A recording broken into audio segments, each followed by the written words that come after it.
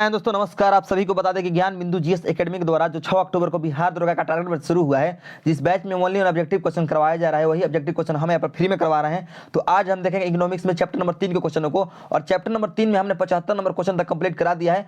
तो 75 number question के बाद से देखेंगे हम। तो चलिए देखते हैं 76 नंबर क्वेश्चन से। तो 76 नंबर क्वेश्चन में दिया है दोस्तों, भारत में सर्वप्रथम मौद्रिक इकाइयों का उल्लेख कब प्राप्त हुआ। भारत में सर्वप्रथम मौद्रिक इकाइयों का उल्लेख कब प्राप्त हुआ। तो आपका सही उत्तर हो जाएगा 2500 से 1750 ईसा पूर्व के बीच। 2500 से 1750 ईसा पूर्व के बीच में भारत में मौद्रिक इकाइयों का उल्लेख प्राप्त हुआ है। यानी आप कह सकते हैं कि हड़प्पा सभ्यता के समय में भारत में सर्वप्रथम मौद्रिक इकाइयों का उल्लेख प्राप्त हुआ है। नेक्स्ट है आपका 77 नंबर क्वेश्चन, भारत में मुद्रा की पूर्ति, यहाँ पर पूर्ति होगा, टाइपिंग मिस्टेक है, पूर्वी हो गया है। भारत में मुद्रा की पूर्ति M3 के संबंध में निम्नलिखित कथनों पर विचार कीजिए। तो देखिए दोस्तों, M3 बराबर होता है M1 प्लस में बैंकों की सावधि जमा, प्लस में बैंकों की सावधि जमा होता है। तो M1 बराबर क्या क्या होता है। तो M1 बराबर होता है जनता के पास नगदी, बैंकों के पास मांग निक्षेप, बैंकों के पास आवधिक निक्षेप और रिजर्व बैंक के पास अन्य निक्षेप। ये होता है चारों M1 बराबर। ये जो चारों है ये M1 के बराबर होता है। ठीक है, M1 के बराबर होता है। तो कह रहा है कि निम्नलिखित कोड के आधार पर सही कथन का चयन करें। तो आपका चारों का चारों सही है, अर्थात ऑप्शन नंबर डी सही उत्तर हो जाएगा, ये सभी।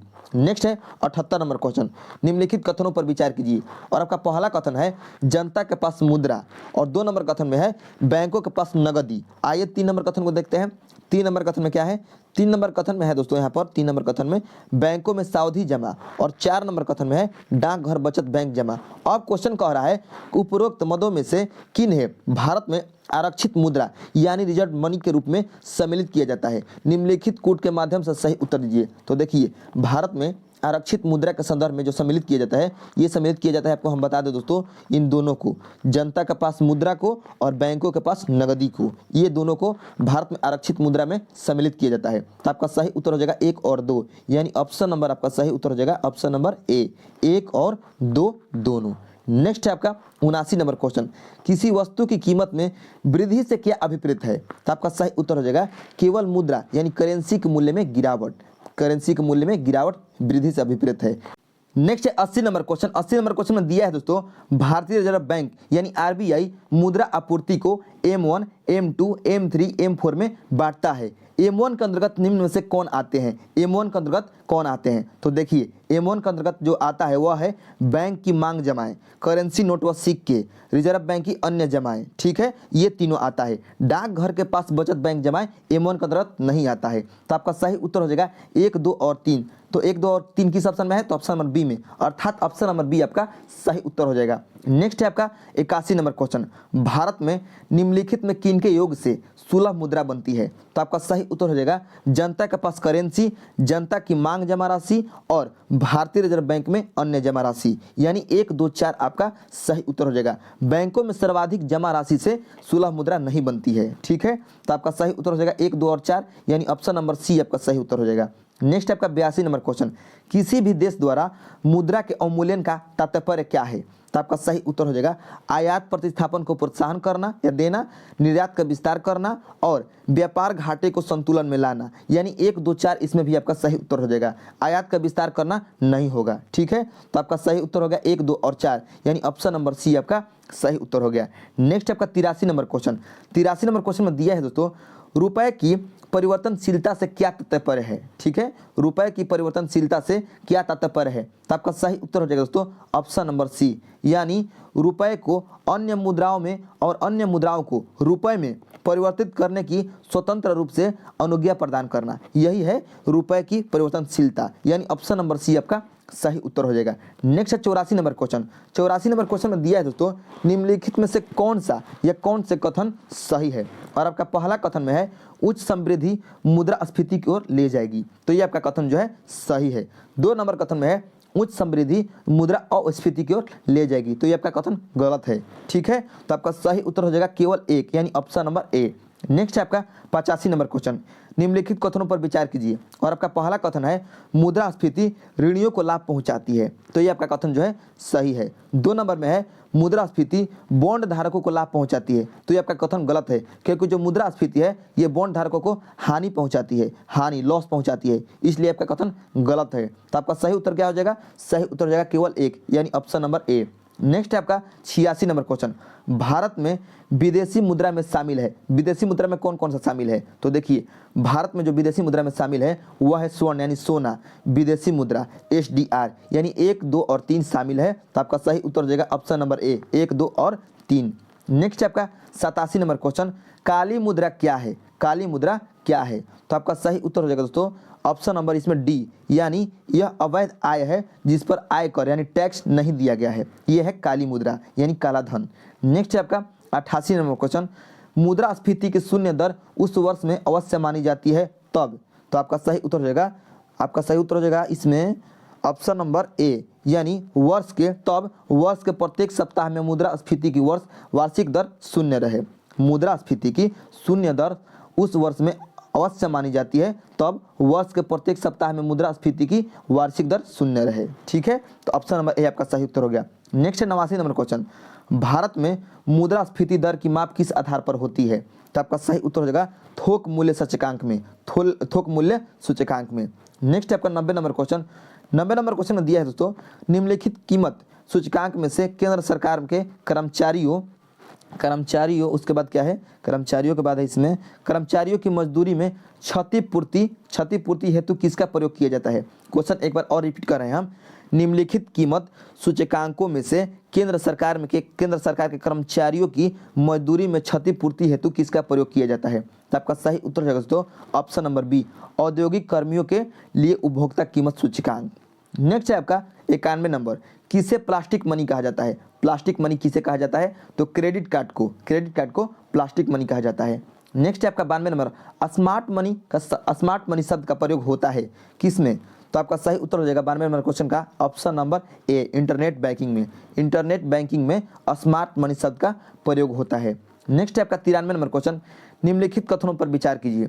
और आपका पहला कथन है, आपको बता दें दोस्तों कि रोशन सर बताए हैं, नहीं सॉरी बिट्टू झा सर बताएं ये क्वेश्चन गलत है, ये क्वेश्चन जो है ये क्वेश्चन रॉन्ग है। ठीक है, तो इस क्वेश्चन को अवॉइड कीजिए। नेक्स्ट है आपका 94 नंबर क्वेश्चन, 94 नंबर क्वेश्चन में दिया है भारत के संदर्भ में निम्नलिखित कथनों पर विचार कीजिए।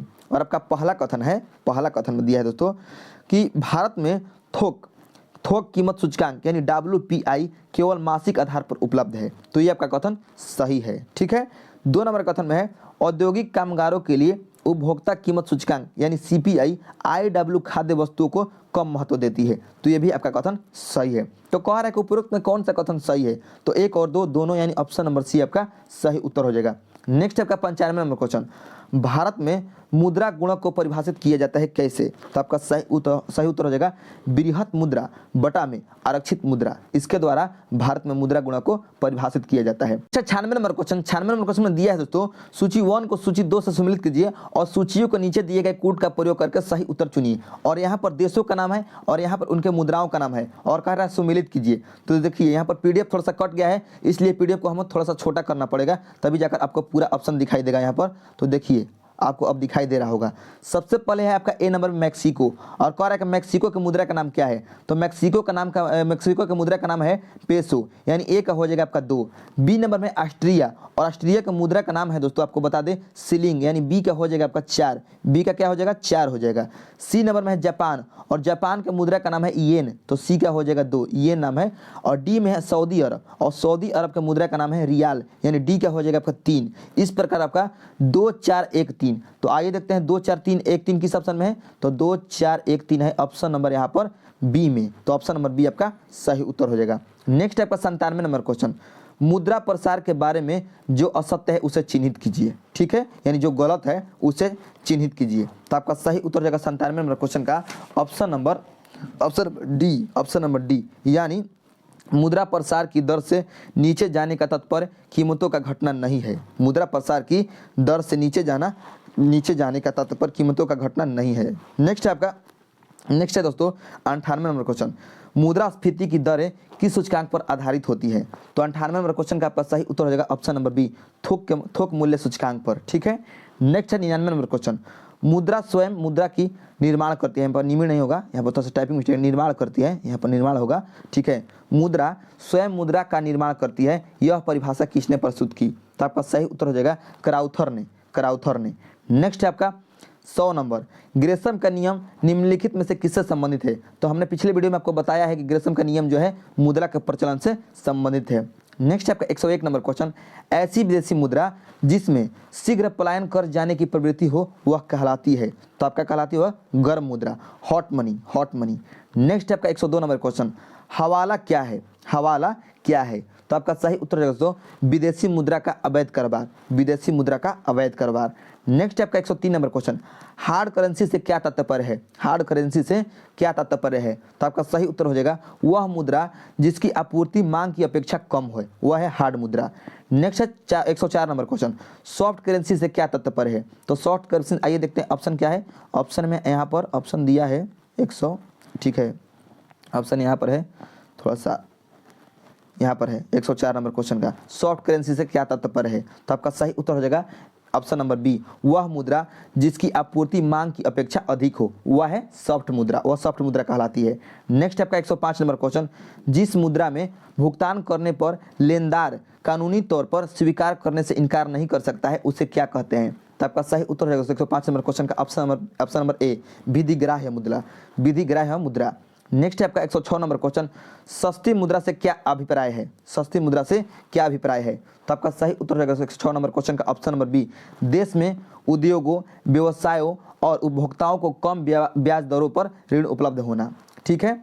नेक्स्ट है आपका 107 नंबर क्वेश्चन, किन देशों की मुद्रा प्राय हार्ड करेंसी होती है? तो आपका सही उत्तर हो जाएगा 107 नंबर क्वेश्चन का ऑप्शन नंबर बी, विकसित देशों के, विकसित देशों की। नेक्स्ट है आपका दोस्तों 108 नंबर क्वेश्चन, सही कथन है, सही कथन कौन सा है? और आपका पहला कथन में है वह मुद्रा जिसमें शीघ्र पलायन कर जाने की प्रवृत्ति हो हॉट मनी कहलाती है, यानी गर्म मनी कहलाती है, तो आपका ये सही है। 2 नंबर में है वह मुद्रा जिसकी आपूर्ति की तुलना में मांग लगातार अधिक रहती है हार्ड करेंसी कहलाती है, तो ये आपका सही है। 3 नंबर में है वह मुद्रा जिसकी मांग आपूर्ति की तुलना में कम रहती है हार्ड करेंसी कहलाती है, तो ये आपका कथन गलत है, ठीक है, वह कहलाती है सॉफ्ट करेंसी, न कि हार्ड करेंसी, ठीक है, सॉफ्ट करेंसी। तो आपका सही उत्तर हो जाएगा इसमें ऑप्शन नंबर 1 और 2 सही है, तो आपका सही उत्तर हो जाएगा। कह रहा है क्वेश्चन कि कौन सा कथन सही है, तो 1 2 आपका सही है। तो इसमें 1 2 देखिए ऑप्शन में नहीं दिया है, तो आप एक काम कीजिए, ये 3 को पोत लीजिए, जो 3 है इसको मिटा लीजिए, ठीक है, यहाँ पर थोड़ा सा ऑप्शन में त्रुटिपूर्ण है, इसको कर लीजिए और 1 2 को सही कर लीजिए, ठीक है, क्योंकि 3 जो है आपका गलत है। नेक्स्ट है आपका 109 नंबर क्वेश्चन, सरकार द्वारा पुरानी मुद्रा को समाप्त कर नई मुद्रा चलाना क्या कहलाता है? तो आपका सही उत्तर हो जाएगा दोस्तों विमुद्रीकरण कहलाता है, विमुद्रीकरण।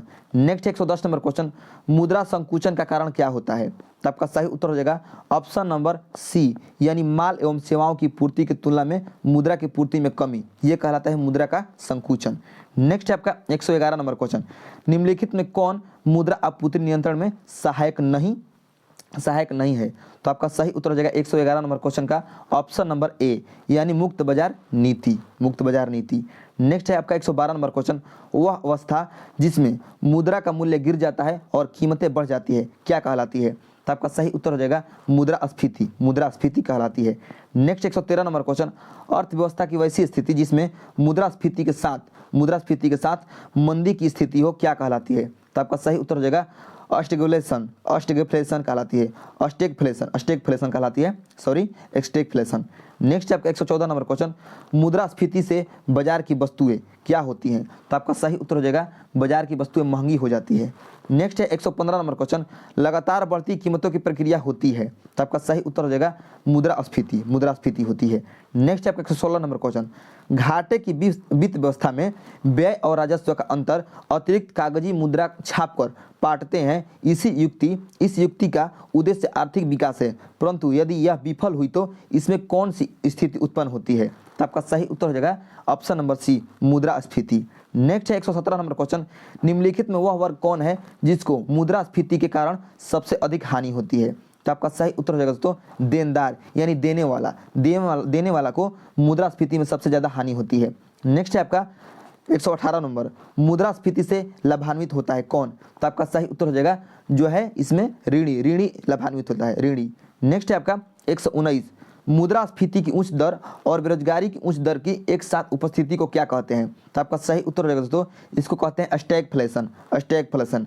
नेक्स्ट है 120 नंबर क्वेश्चन, मुद्रास्फीति को इनमें से किसके द्वारा रोका जा सकता है? तो आपका सही उत्तर हो जाएगा दोस्तों इसमें रोका जाता है बचत के द्वारा, प्रत्यक्ष कराधान में वृद्धि और सरकार व्यय में कटौती, यानी इनमें से सभी। आपका सही उत्तर हो जाएगा ऑप्शन नंबर डी। नेक्स्ट है 121 नंबर क्वेश्चन, निम्नलिखित में कौन मुद्रास्फीति के नियंत्रण की विधि नहीं है? तो आइए देखते हैं 121 नंबर क्वेश्चन का। ठीक है, 121 नंबर क्वेश्चन का ऑप्शन नंबर इसमें सही उत्तर हो जाएगा, ऑप्शन नंबर इसमें सही उत्तर हो जाएगा आपका ऑप्शन नंबर सी, ब्याज दर में कमी। नेक्स्ट है 122 नंबर क्वेश्चन, भारत में मुद्रास्फीति ज्ञात करने के लिए किसका प्रयोग किया जाता है? तो आपका सही उत्तर हो जाएगा दोस्तों ऑप्शन नंबर सी, थोक मूल्य सूचकांक का। नेक्स्ट है आपका 123 नंबर क्वेश्चन, भारत में मुद्रास्फीति मापी जाती है किसके द्वारा? तो आपका सही उत्तर रहेगा दोस्तों ऑप्शन नंबर ए, थोक मूल्य सूचकांक द्वारा। नेक्स्ट 124 नंबर क्वेश्चन, मुद्रास्फीति को अस्थायी रूप से किस प्रकार नियंत्रित किया जा सकता है? तो आपका सही उत्तर हो जाएगा दोस्तों मुद्रा आपूर्ति की वृद्धि कर, नियंत्रण कर। नेक्स्ट है आपका 125 नंबर क्वेश्चन, निम्नलिखित में से मुद्रा आपूर्ति की सर्वाधिक तरल माप कौन सा है? तो आपका सही उत्तर हो जाएगा 125 नंबर क्वेश्चन का ऑप्शन नंबर ए, यानी M1। नेक्स्ट है आपका 126 नंबर क्वेश्चन, किस संघटक को मुद्रा पूर्ति में विस्तृत मुद्रा कहा जाता है? तो आपका सही उत्तर हो जाएगा 126 नंबर क्वेश्चन का option number C, M3। Next है 127 नंबर क्वेश्चन, मुद्रा आपूर्ति की माप M1 में किसे सम्मिलित नहीं किया जाता है? तो आपका सही उत्तर हो जाएगा 127 नंबर क्वेश्चन का ऑप्शन नंबर बी और ऑप्शन नंबर डी, इन दोनों को, बैंक की सावधि जमा और डाक खानों की मांग जमा, इन दोनों को। तो आपका सही उत्तर हो जाएगा ऑप्शन नंबर ई। इसमें एक और ऑप्शन बना लीजिए, ऑप्शन नंबर ई, और इसमें लिख लीजिए बी एंड डी। ठीक है, नेक्स्ट है आपका 128 नंबर क्वेश्चन, मुद्रास्फीति किस कारण से होती है? तो आपका सही उत्तर हो जाएगा 128 नंबर क्वेश्चन का ऑप्शन नंबर बी, मुद्रा पूर्ति में वृद्धि तथा उत्पादन में ह्रास। नेक्स्ट है आपका 129 नंबर क्वेश्चन, किस घटक में भारत के विदेशी मुद्रा भंडार की वृद्धि में प्रमुख योगदान दिया है? तो आपका सही उत्तर हो जाएगा 129 नंबर क्वेश्चन का ऑप्शन नंबर इसमें डी हो जाएगा, इनमें से सभी, यानी रुपयों का अवमूल्यन, प्रत्यक्ष और अप्रत्यक्ष विदेशी निवेश और रुपयों की पूर्ण परिवर्तनीयता। नेक्स्ट है आपका 130 नंबर क्वेश्चन, 130 नंबर क्वेश्चन में दिया है देश के विदेशी मुद्रा भंडार में किस घटक को सम्मिलित किया जाता है? तो आपका सही उत्तर जाएगा 130 नंबर क्वेश्चन का ऑप्शन नंबर इसमें डी हो जाएगा, इनमें से सभी, यानी आरबीआई की विदेशी मुद्रा परिसंपत्तियां, आरबीआई के स्वर्ण भंडार और रुपए की पूर्ण परिवर्तनीयता। ठीक है, इनमें से सभी आपका सही उत्तर हो जाएगा 130 नंबर क्वेश्चन का। नेक्स्ट है 131 नंबर क्वेश्चन, भारतीय मुद्रा रुपया की आधिकारिक विनिमय दर संबंधित है किससे? तो आपका सही उत्तर हो जाएगा दोस्तों, इसमें संबंधित है, आपको बता दें, चुनी हुई विदेशी मुद्राओं के समूह से। नेक्स्ट है आपका 132 नंबर क्वेश्चन, भारत में सर्वप्रथम पत्र मुद्रा यानी कागजी नोट का प्रचलन कब से प्रारंभ हुआ? तो आपका सही उत्तर हो जाएगा दोस्तों 132 नंबर क्वेश्चन का ऑप्शन नंबर डी, 1806 से। नेक्स्ट है आपका 133 नंबर, निम्नलिखित में से कौन सा कथन सही है? और आपका ए नंबर कथन में है, ए नंबर कथन में दोस्तों आपको बता दें, ए नंबर कथन में है कि अवमूल्यन से विदेशी बाजार में निर्यात सस्ता हो जाता है, और बी नंबर में है अवमूल्यन से घरेलू बाजार में आयात महंगा जाता है। तो आपका सही उत्तर हो जाएगा ऑप्शन नंबर सी, उपयुक्त में से दोनों। नेक्स्ट है आपका 134 नंबर क्वेश्चन, अवमूल्यन का उद्देश्य होता है? तो आपका सही उत्तर हो जाएगा ऑप्शन नंबर डी, निर्यात को प्रोत्साहित करना। नेक्स्ट है आपका 135 नंबर क्वेश्चन, अब तक भारतीय रुपए का कितनी बार अवमूल्यन किया जा चुका है? तो आपका सही उत्तर हो जाएगा 3 बार। नेक्स्ट है आपका 136 नंबर क्वेश्चन, भारतीय रुपए का सर्वप्रथम किस वर्ष अवमूल्यन किया गया था? ठीक है, तो आपका सही उत्तर हो जाएगा ऑप्शन नंबर इसमें 136 नंबर क्वेश्चन का ऑप्शन नंबर ए में, 1949 में। नेक्स्ट है आपका 137 नंबर क्वेश्चन, भारतीय रुपए का अंतिम बार अवमूल्यन किस वर्ष किया गया था? तो आपका सही उत्तर हो जाएगा 1991 में। नेक्स्ट है आपका 138 नंबर क्वेश्चन, किस वर्ष भारतीय रुपए का 2 चरणों में अवमूल्यन किया गया? तो आपका सही उत्तर हो जाएगा इसमें 138 नंबर क्वेश्चन का ऑप्शन नंबर सी, 1991 में। नेक्स्ट है आपका 139 नंबर क्वेश्चन, 139 नंबर क्वेश्चन में दिया है दोस्तों, जुलाई 1991 में भारतीय रुपए के 2 चरणों में अवमूल्यन किया गया। प्रथम चरण में भारतीय रुपए का अमेरिकी डॉलर में अवमूल्यन हुआ। तो आपका सही उत्तर हो जाएगा इसमें 139 नंबर क्वेश्चन का ऑप्शन नंबर ए, 20%। नेक्स्ट है आपका 140 नंबर क्वेश्चन, 140 नंबर क्वेश्चन में दिया है भारतीय मुद्रा को पूर्ण परिवर्तनीय बनाया गया। तो आपका सही उत्तर हो जाएगा 140 नंबर क्वेश्चन का ऑप्शन नंबर बी, 1993-94 के बजट में, केंद्रीय बजट में। नेक्स्ट है आपका 141 नंबर क्वेश्चन, 141 नंबर क्वेश्चन में दिया है रुपए को चालू खातों में पूर्ण परिवर्तनीय कब घोषित किया गया? तो आपका सही उत्तर हो जाएगा दोस्तों ऑप्शन नंबर बी, 19 अगस्त 1994 को। नेक्स्ट है आपका 142 नंबर क्वेश्चन, भारत में वर्तमान में भारत में रुपए की पूर्ण परिवर्तनीयता लागू है भुगतान संतुलन के। तो आपका सही उत्तर हो जाएगा 142 नंबर क्वेश्चन का ऑप्शन नंबर सी, चालू खाते पर।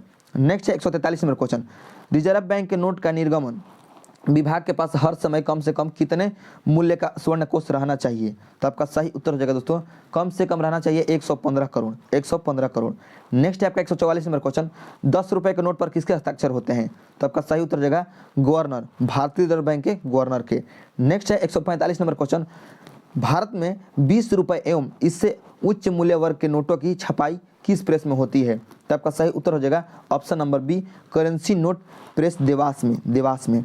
नेक्स्ट है आपका 146 नंबर, भारतीय करेंसी नोटों के पिछले भाग पर कितनी भाषाएं मुद्रित होती है। तो आपका सही उत्तर हो जाएगा 15 यानी ऑप्शन नंबर डी। नेक्स्ट है 147 नंबर क्वेश्चन, थोक कीमत सूचकांक यानी WPI से संबंधित निम्न कथनों पर विचार कीजिए। और आपका पहला कथन में है, यह कीमत आंदोलन को व्यापकता के साथ नियंत्रित रखता है, इसलिए इसे मुद्रास्फीति के संकेतक के रूप में लिया जाता है। तो ये आपका सही है।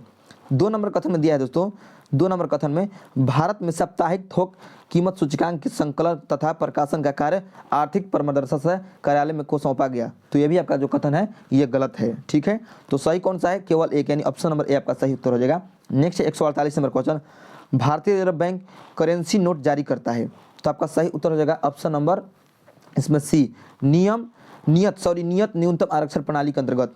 नेक्स्ट आपका 149 नंबर क्वेश्चन, किसी अर्थव्यवस्था में मुद्रा के मूल्य और कीमत स्तर के बीच संबंध होता है। तो आपका सही उत्तर हो जाएगा प्रतिलोम।